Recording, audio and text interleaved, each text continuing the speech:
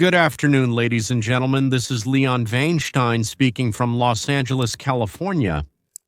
Makyar Tumsi, an Iranian blogger with a million-strong audience, reported that Putin offered Ayatollah Khomeini asylum. The Islamic Republic of Iran is facing its latest crisis as the Iranian army is nowhere to be seen. The capital, Tehran, is now under the control of the Israeli Defense Forces, and the remaining leadership of the Islamic Revolutionary Guard Corps has found itself trapped inside the country. The message from Moscow is clear. It's time to prepare to leave. In this live broadcast, we will bring you the latest breaking news right now. The Israel Defense Forces have launched a new wave of attacks in the 3rd District in northern Tehran. And of course, they have issued an evacuation order to avoid civilian casualties. Yesterday, an event occurred that turned the course of this military operation. Take a look. But it all started late last night, and early this morning, the Islamic Revolutionary Guard Corps decided, so to speak, to poke the bear. They attacked the United States Embassy. The idiots from the Iranian Revolutionary Guard decided to attack the United States Embassy in Israel. They couldn't have come up with anything more stupid. After that, of course, the Israeli government said, well, that's enough. Now it's not just about reducing the threat from the Islamic Republic. Now it's about regime change. So we tried to eliminate your nuclear weapons industry, but now our goal has changed. We're going to get rid of you, you stinking goats. Then we started getting updates about what was happening with Vladimir Putin and Ali Khamenei. Yes, well, there is a certain reaction regarding what they were talking about, and it concerns the exit plan. But before we talk about Putin and Khamenei, and of course the possible meeting with Bashar Assad in Russia, we can now show you what's happening in Tehran, since the videos are coming in live and are very recent. The first series of explosions on the South Highway of Tehran. This happened after airstrikes by the Israeli Air Force, which were carried out a few minutes ago. Israel, having absolute superiority in the sky, began to clear the capital of attributes and symbols of power. The first strike was against propaganda, targeting the state television channel. The main channel of Iranian propaganda is gone. In the United States, they brought in the Nimitz strike group. That's an aircraft carrier along with all its supporting ships. Nimitz was supposed to replace the Carl Vinson group, but it was sent earlier.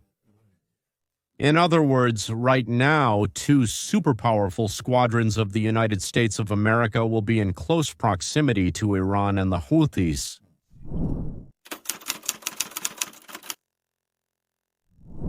Iran turned to Qatar, Oman, and even Saudi Arabia, which is its arch-rival, with a request to persuade the United States not to get involved in the conflict on Israel's side.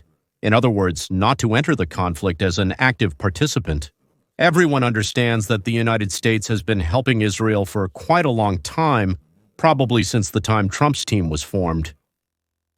But they are asking the Americans not to fly and not to bomb Iran with their planes.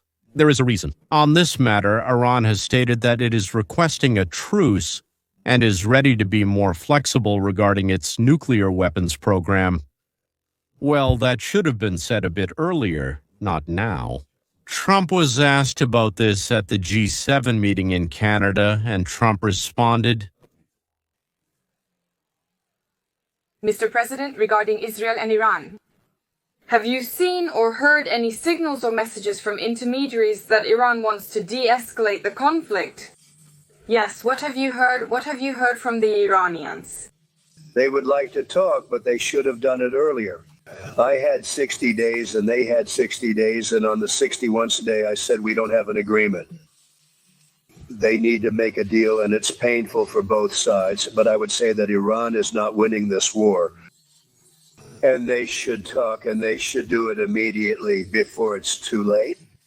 And what do you think, in your opinion, would it take for the United States to intervene in this conflict militarily? I don't want to talk about that. And what is the regime in Iran afraid of? Well, the Islamic regime in Iran is now facing a big dilemma. On one hand, Israel is achieving major victories specifically against the nuclear military program and is also depleting the ranks of leaders, commanders, and scientists. On the other hand, the regime refuses to sit down at the negotiating table with real significant concessions in order to have a dialogue with the Trump administration. So right now, the Israelis, are kind of squeezing this regime, reducing its influence.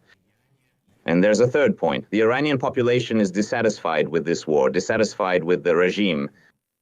And that's why possibly in the coming weeks, we might see some kind of uprising against this regime. Now, everything depends on us here in Washington, on the administration and the president, what the next decision will be.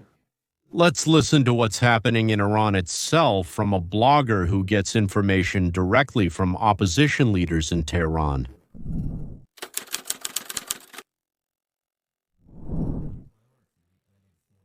This morning for the Israelis, the priority was an attack on the air defense system.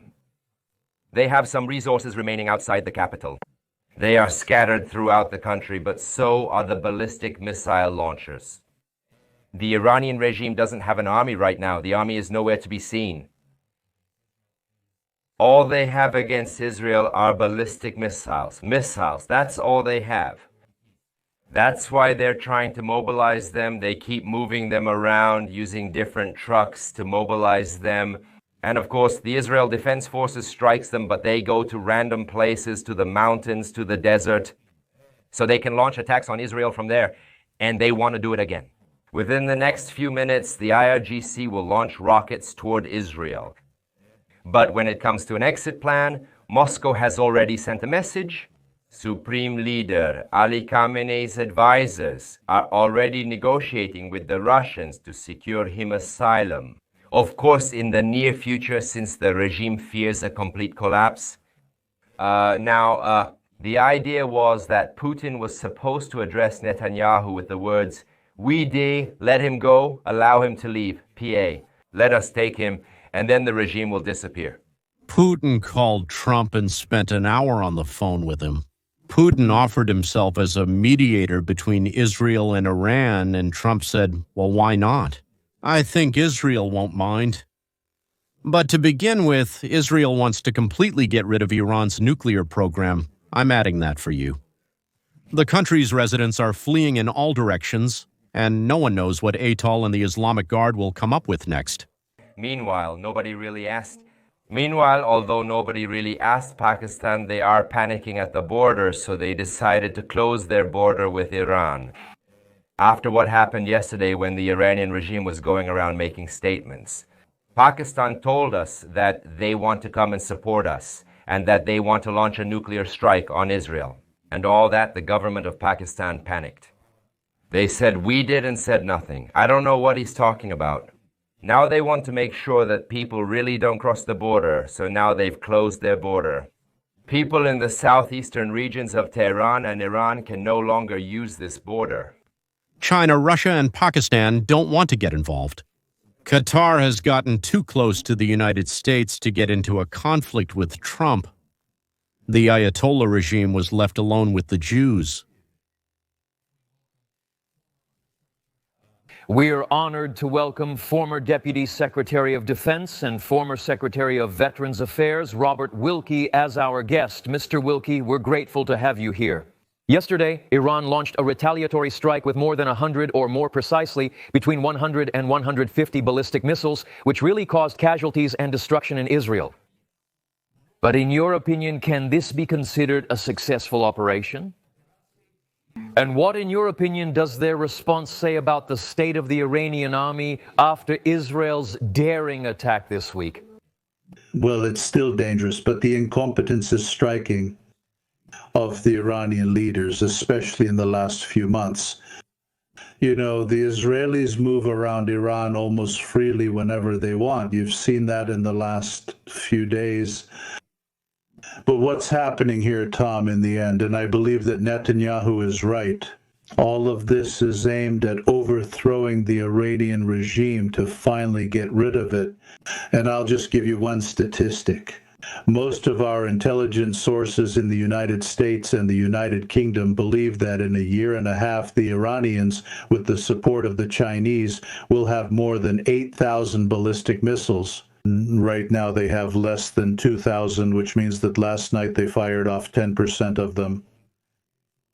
So the coincidence of these events, the acceleration of their nuclear weapons development, the influence of the Chinese, the involvement of the Chinese, and by the way, the Chinese buy 90% of Iranian oil and energy products, which really accelerated the Israeli operation.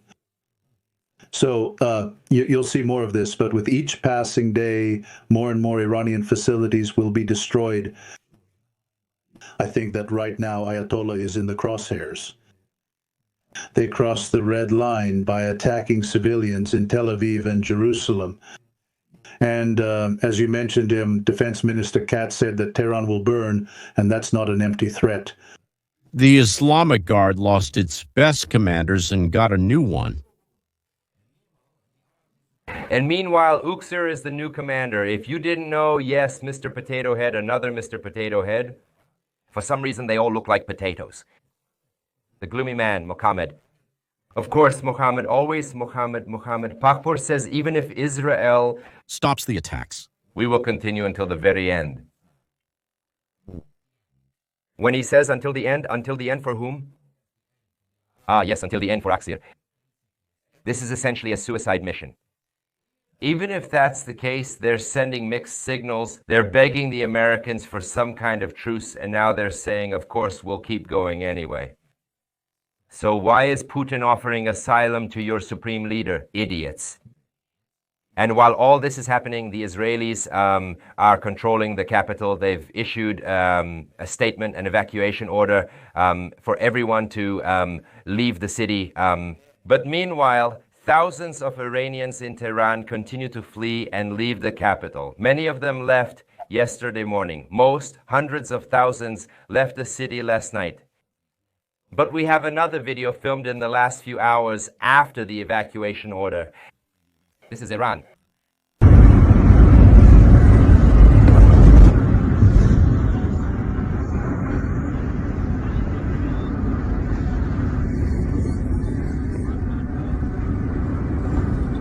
Because this war is no longer a conventional war. It's not even like Russia and Ukraine, where you have a real army against an army. The Iranian regime, we don't know where the army is. So all you really have is the Islamic Revolutionary Guard Corps. Militias that mostly drive around in trucks with ballistic missile launchers on the roof and just attack Israel. That's all they do. All they have are missiles, nothing else. It's unclear who's in charge. So, does that mean there's no one in charge in the capital at all? Everything has completely disappeared there. We don't even know where the leadership is. But now they're hiding in residential areas. Now there are many buildings that the Israelis will have to strike in order to eliminate the imminent threat. We just received an urgent news update from Tehran. Powerful explosions can now be heard and seen. Let's quickly move to this video. This is in the northern part of the capital.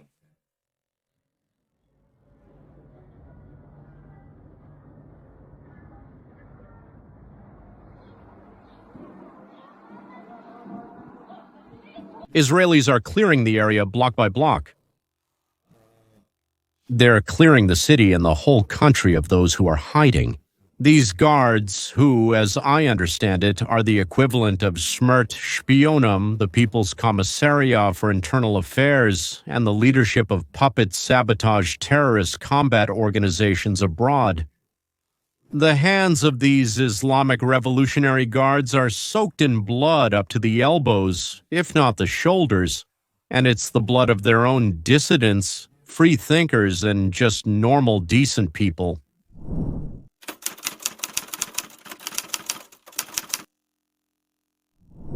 The last session of the country's parliament took place, after which all the parliament members fled Tehran. Who went where? And now, Meanwhile, the Iranian... Parliament. All right. Let's talk about what's happening. The deputies in Tehran, they're here. They had their last session before fleeing the fake parliament in panic. President of the Islamic Republic, Pezeshkian, stated that today all Muslim countries must unite. He called on the entire Islamic world to support Iran. They really asked for support from the Arabs and Islamic countries yesterday. No one responded, no one wanted to intervene, except for rumors that Pakistan might intervene. The Pakistani government declined, stating they were unwilling to comply with the request. Today in Parliament, even though not a single Arab country joined Iran to destroy the Jewish nation, the deputies started chanting Pakistan, Pakistan, which is strange. I asked the Islamic Republic to help me. Yesterday, in the Assembly of the Islamic Republic of Pakistan, they provoked Israel's political movement into a conflict with Iran. And in ol jaiga heikan yasbe shabu mahambu.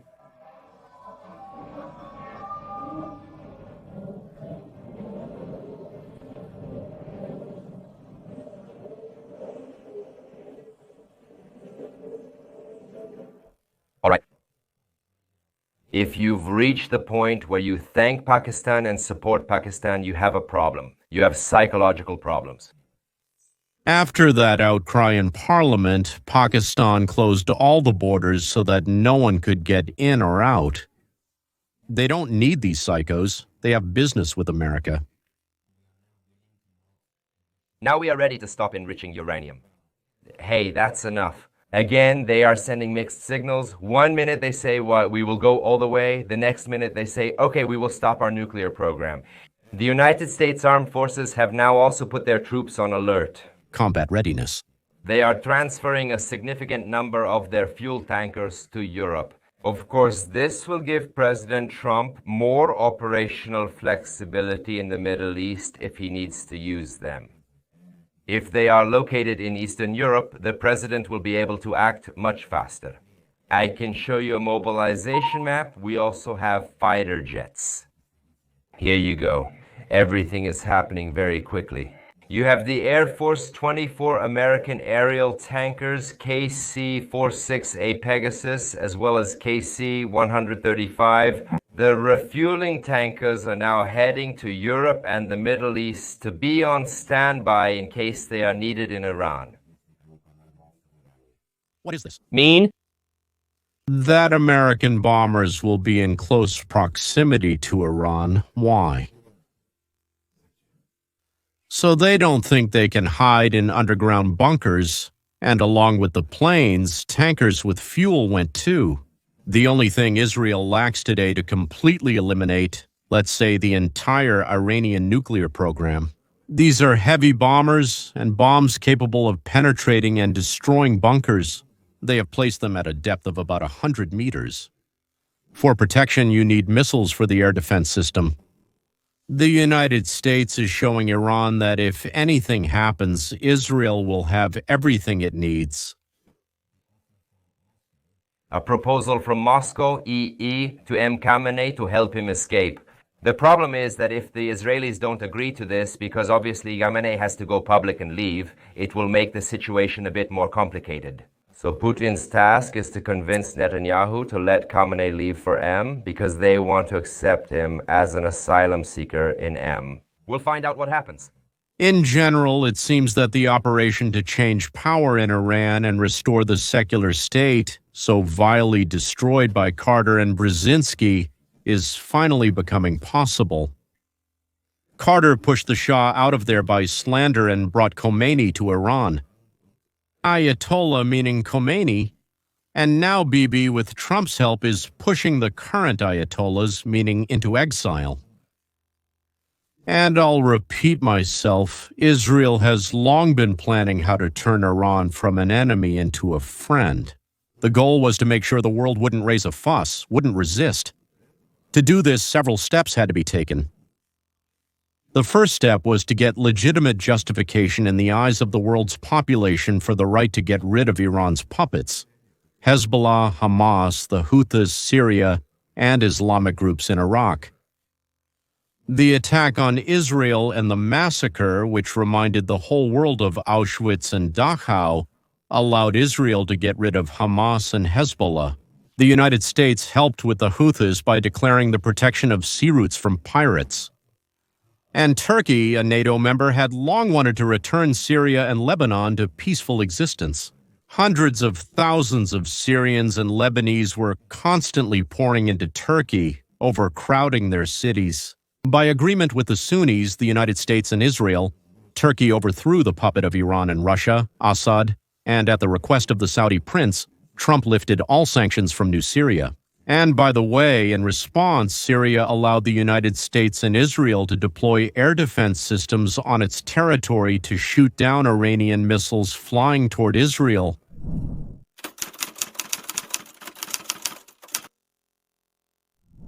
Having eliminated the danger of a strike from behind, Israel began preparing for an operation to cleanse Iran. And when Trump gave the mullahs a 60-day deadline, like a peace agreement, gentlemen, or else things will go badly there, or as he wrote, or it will be bad, yes. And so the start of the Israeli operation was a foregone conclusion. If there is no peace agreement, then that's day number 61.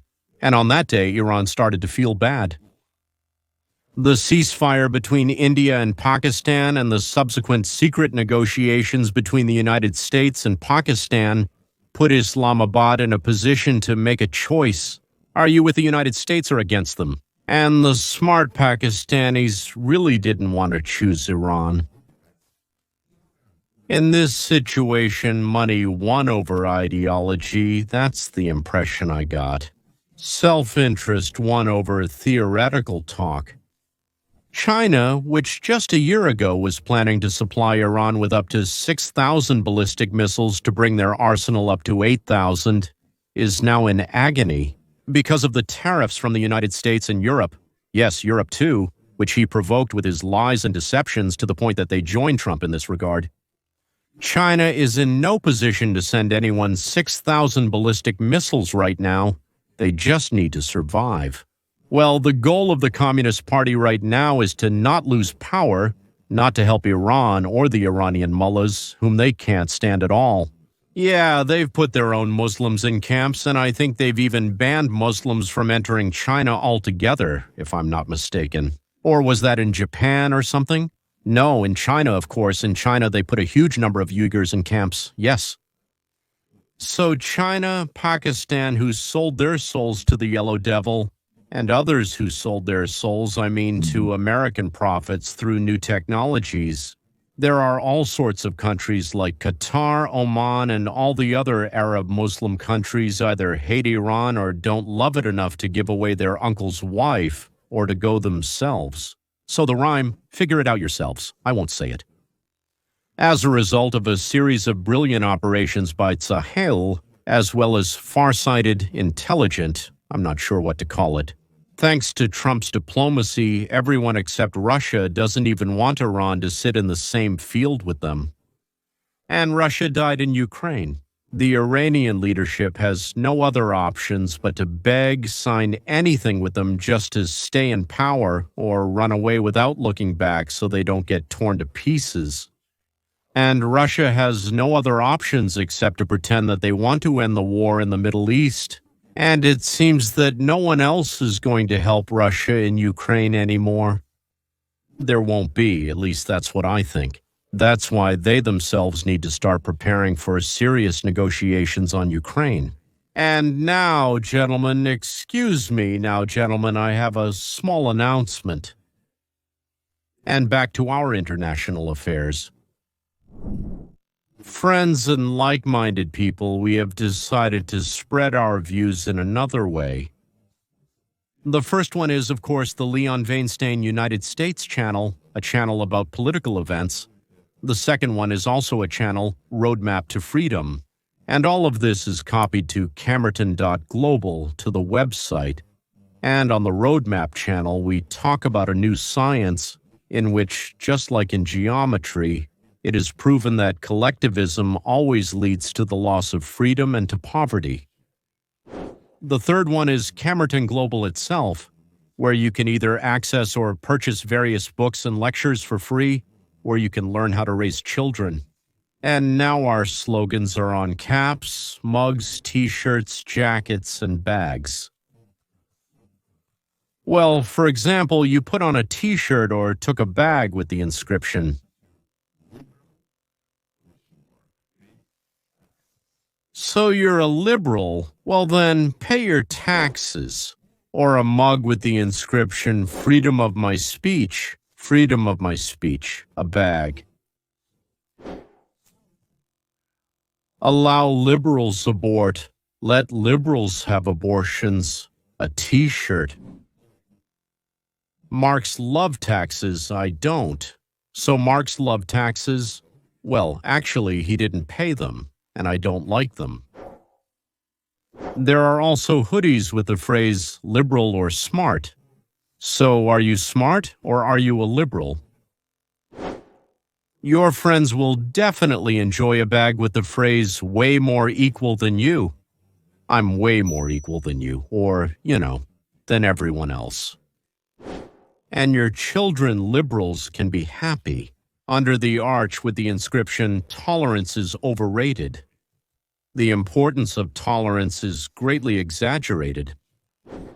Every time you watch a video on this channel, there's a shop below the description with these and other fun items. And the assortment will keep growing. By the way, if you have ideas for interesting inscriptions, write them in the comments. If we accept any of your suggestions, you'll get a bag and a mug with the inscription you suggested as a gift from us. Take a look right now. When you finish watching this video, check out the Elector eShop, as it's called. Yes, but I hope you'll like what's there. Ladies and gentlemen, all the income we earn there goes to support the channel. Let's move on to another topic that concerns us: Ukraine, Russia, the Democratic Party, Clinton and Obama, and so on and so forth. It's all tied together in one knot. I will show you excerpts from an interview with Stephen Gardner. I've shown him to you a couple of times before, with Dr. Jerome Corsi. He is a famous United States author who has written multiple best-selling books, including, for example, Obamanation, which translates as the Nation of Obama.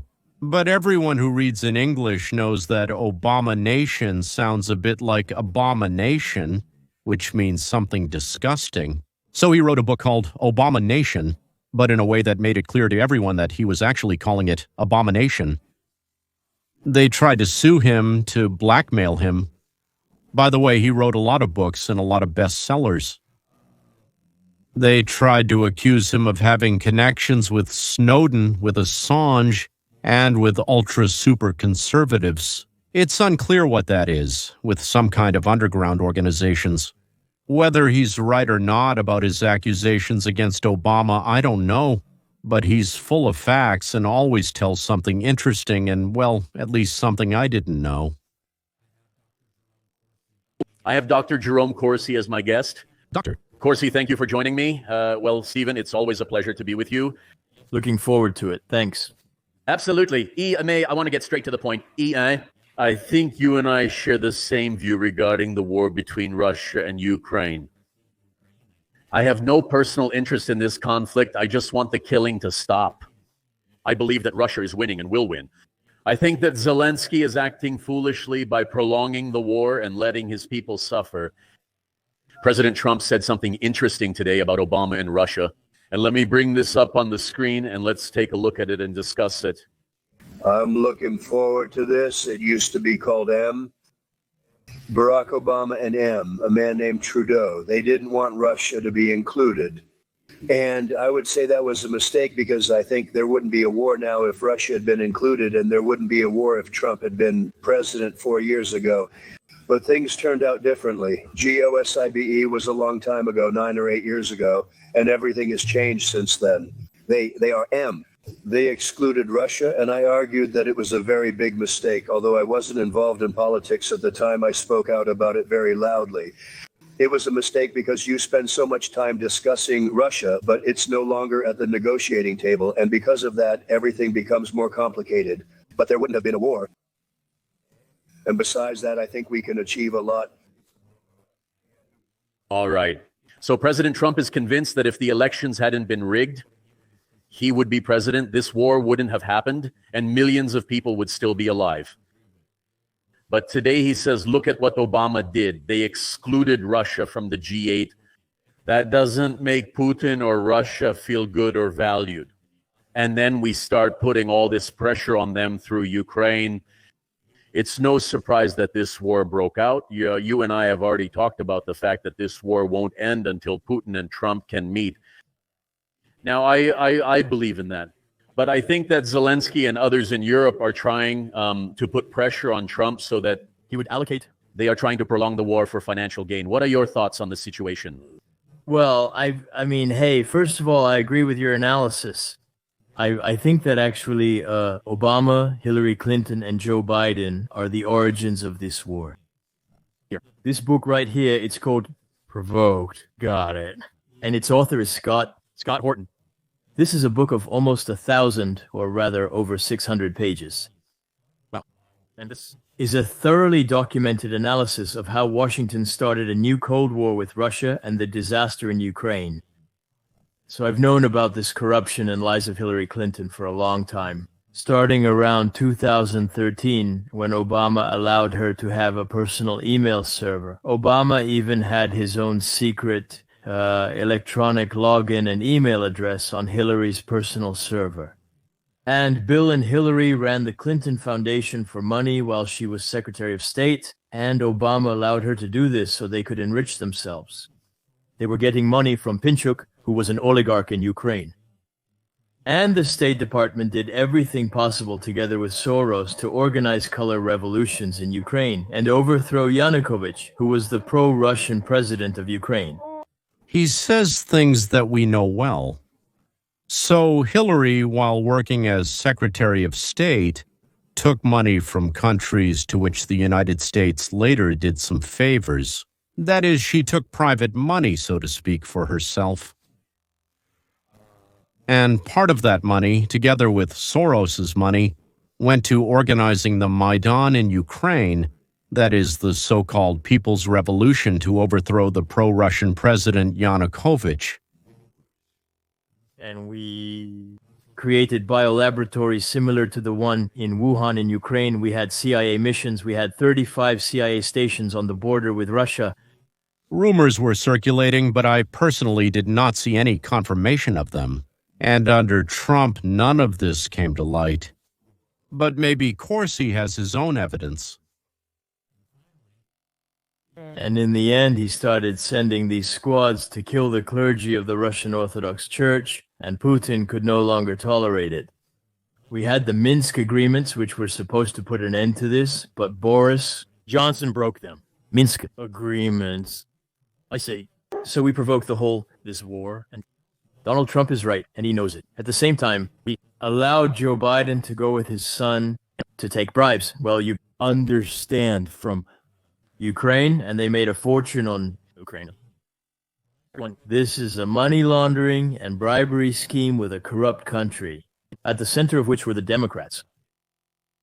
Now, to move on to today, President Trump has made a lot of effort leading negotiations with Putin to convey that Russia will not give up these two regions.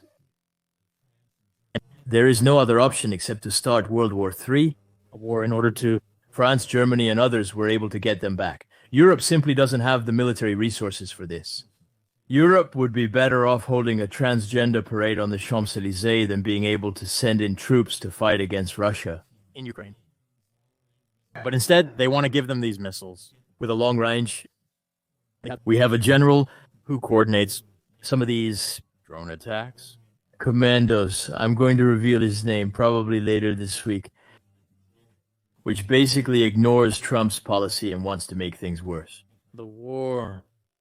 I think these Democrats would rather start World War III and a nuclear standoff than let their crimes be exposed.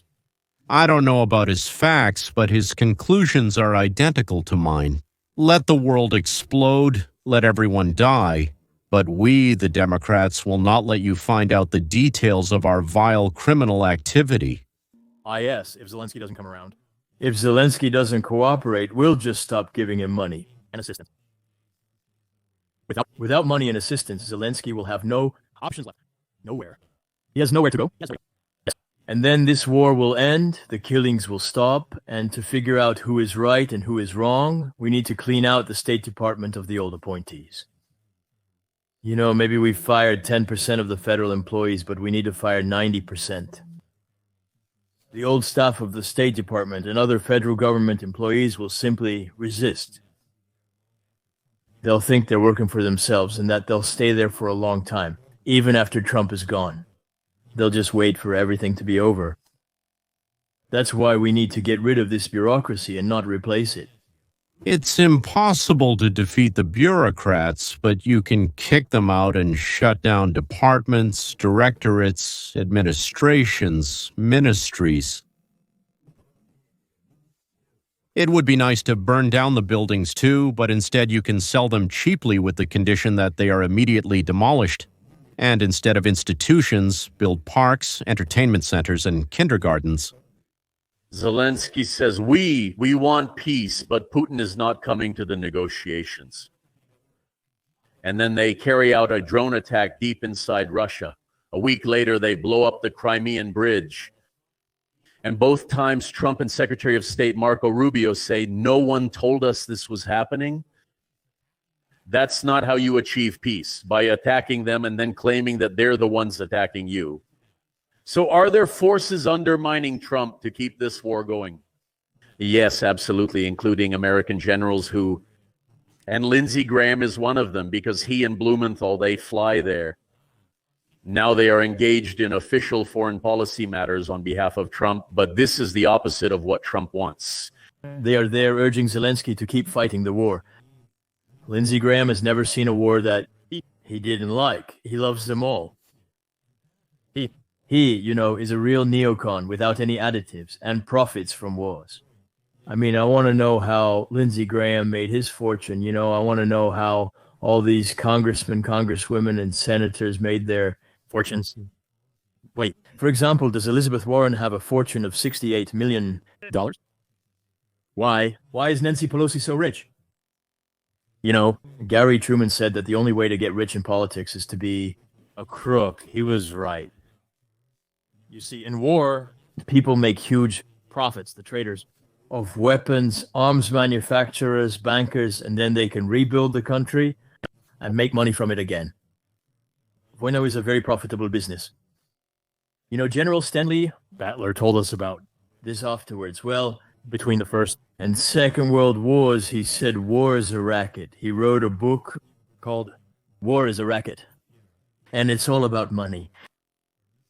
So, President Trump and Putin can end this war, but every time Zelensky is given drones or missiles, he wants to keep the war going. I mean, he sent his wife on $1 million shopping sprees for jewelry.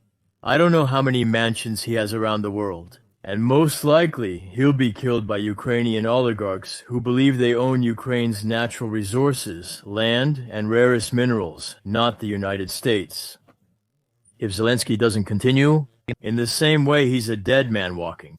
Somewhere someone will take him out because he only has enemies and he keeps continuing a war that, if Donald Trump is right, shouldn't have started at all. I didn't know that expression. The only way to get rich as a politician is to become a crook. Well, it's beautiful, and most importantly, isn't it true?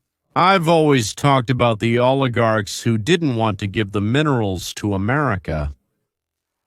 About the United States generals and senators making money off the war, well, that's obvious, right? Some profit from war, others from medicine. It's split here, and some benefit from both.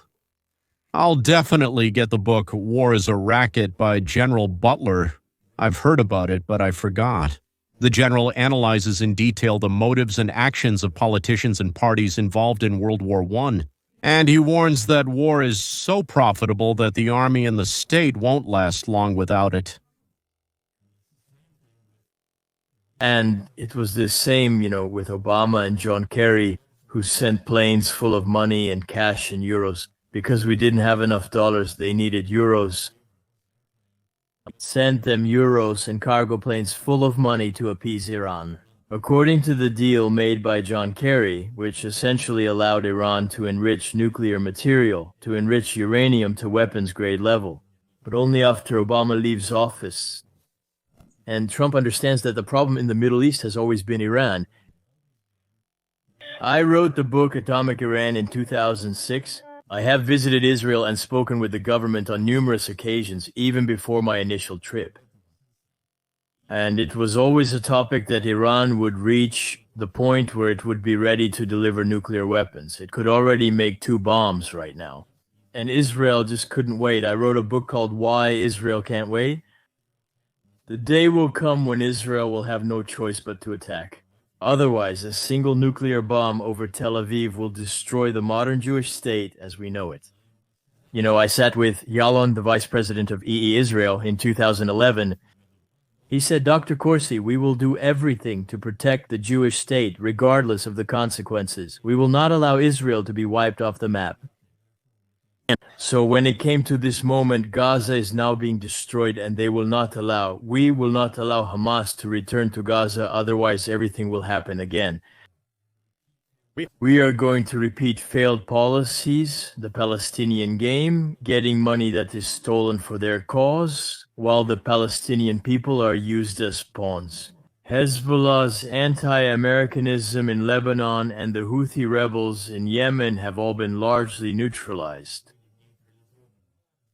And now Iran is begging for a ceasefire so that it won't ultimately be destroyed.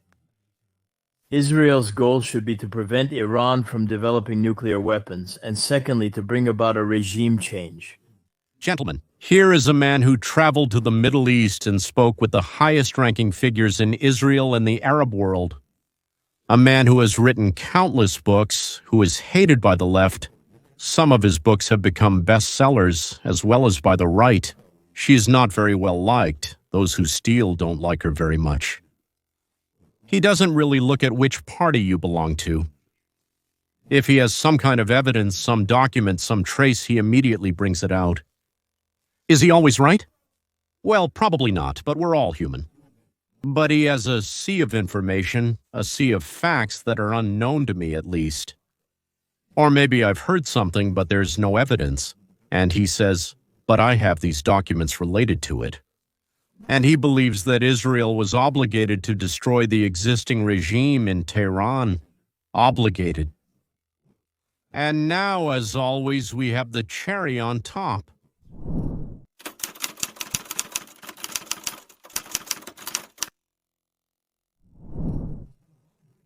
There was a lot of good stuff. He broke out of that television box, right? The television box keeps the boundaries like this, and everything was pretty narrow, and everyone more or less knew what to expect from Tucker. And then he went into the online world, and as it seems to me, I think the disappearance of these boundaries led to his aim darting in different directions. So I'm not going to just sit here. I really will try to sit here. I really will try not to just sit here and not attack him personally. I'm going to criticize ideas. I know the internet doesn't really welcome that kind of thing. But here's what I'm getting at. Since now this concerns what happened between Israel and Iran, he does something that, in my opinion, is very two-faced. So I want to read this tweet by Tucker Carlson that he posted over the weekend. He wrote, "The real divide is not between those who support Israel and those who support Iran or the Palestinians. The real divide is between those who recklessly incite violence and those who seek to prevent it. Between warmongers and peacemakers. Who are the warmongers? They include everyone who is calling Donald Trump today, demanding airstrikes, and otherwise directly drawing the United States into war with Iran. On this list are Sean Hannity, Mark Levin, Rupert Murdoch, Ike Perlmutter, and Miriam Adelson. At some point, they will all have to answer for this, but you should know their names already. All right, so look, there are a few points here. First of all, how does Tucker Carlson know who Donald Trump is talking to on the phone? This 3 million subscribers. The materials presentation is very interesting. All right, I'll get to the details of the question he's raising in a second. But this means that someone in the White House is leaking Donald Trump's phone calls to Tucker Carlson, and Tucker Carlson is calmly revealing this information. He's not just keeping it to himself, having a source in the White House, he then publishes it. So first of all, Trump he needs to find out who is leaking his phone calls. Conversations to the president. The President of the United States is allowed to take phone calls from anyone. But someone from his inner circle then leaks this information to Tucker, and Tucker then publishes it. Is that how friends act? That's one of the problems, and Trump better be aware of it.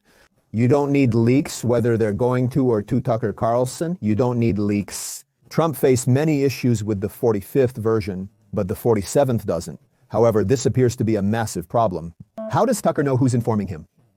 Trump talked to someone surprising today, but the speaker didn't specify who it was. I didn't have that information, but you had that information. Did you have that information, huh?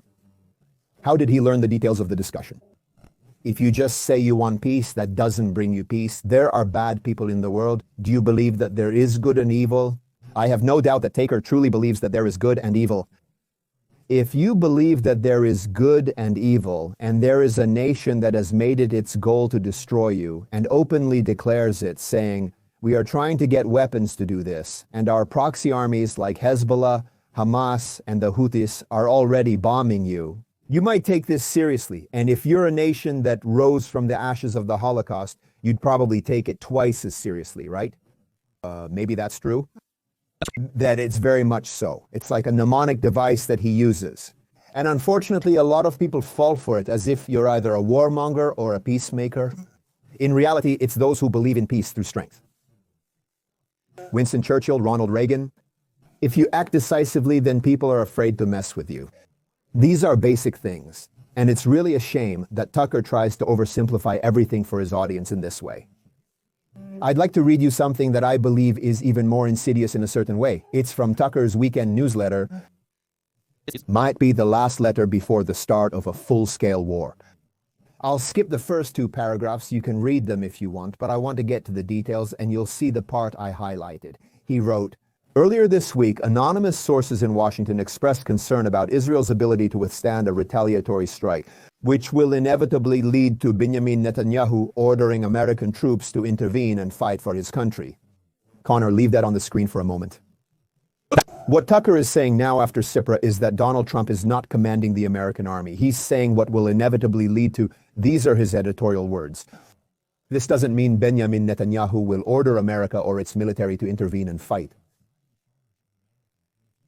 Benjamin Netanyahu, whether you like him or not, or whatever you think about him, he is the Prime Minister of Israel. He does not run America. And if you think that he somehow commands Donald Trump, then Tucker, you have a much more serious problem with Donald Trump right now, and that's clearly not the case. This idea that Israel and Jews run the world, it's so boring. It's actually boring and stupid. Yeah, the country and the people who supposedly rule the world, that's the same country whose borders were raided, where less than 2 years ago, 2,000 people were killed, where rockets constantly fall, and whose hostages are still being held in Gaza. They rule the world. This is the only country that takes the most hits and is forced to live under constant threat. They rule the world, but I believe Tucker's actions are extremely dangerous. He not only leaked the information he accessed, but may also have a spy in Trump's office, though it's uncertain. But then he tells his audience that Netanyahu will be giving orders to the American army. That's not true, man, and you know it's not true.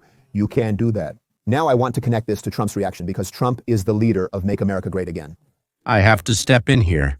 I didn't suspect that Tucker is an anti-Semite, who I'm sure has a few Jewish friends, and of course they're good guys.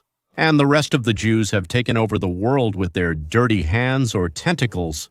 You can describe it in different ways, entangling everything and drinking the blood of peasants or Muslims, whichever they get to first. If Turkey threatened Greece with nuclear weapons every day, launched missiles, and had proxies on their borders, I would say the same to Greece. You need to do what you think is right, and that would apply to any other country. Should America help in a defensive position or just take a moral stance at the United Nations? These are secondary questions, and I really believe that you should help your allies in such situations. If Mul got a nuclear bomb and now there was an endless nuclear standoff there, what do you think the other Persian Gulf countries would think? What would that mean? That would mean, well, last week we showed a video where the leader of Saudi Arabia said that they would also have to get nuclear weapons then, right? So in a way, Israel is doing the dirty work. And what Tucker is trying to say, he's trying to drive a wedge. He's trying to split, make America great again right now. And sooner or later, Trump will have to face this. I think his message there was pretty good. That's how, interestingly, people give themselves away without even noticing it. Tucker thinks, yeah, what did I say? I just stated the facts. And maybe the authors of the Protocols of the Elders of Zion were also friends with a couple of Jews and thought they were just writing the plain truth. That's how it is, gentlemen. That's how things happen in this world. Someone was walking alongside, singing the same songs, criticizing the same people, and then suddenly refuses. He thinks that the Jews have entangled the world in a web and are running the world.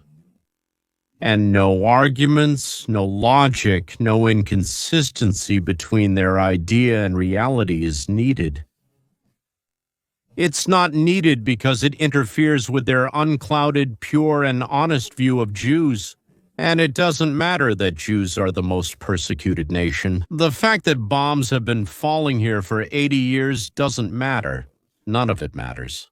The main thing is that this idea has taken hold. That's who is drinking our blood. Yes, ladies and gentlemen, can this fellow traveler give up the nonsense that somehow got into his head?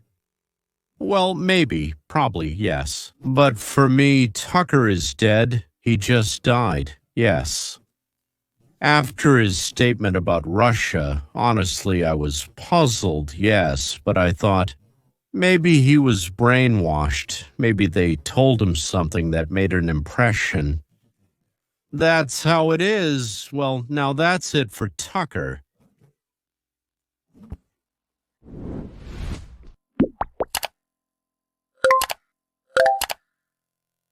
I created the subtitles.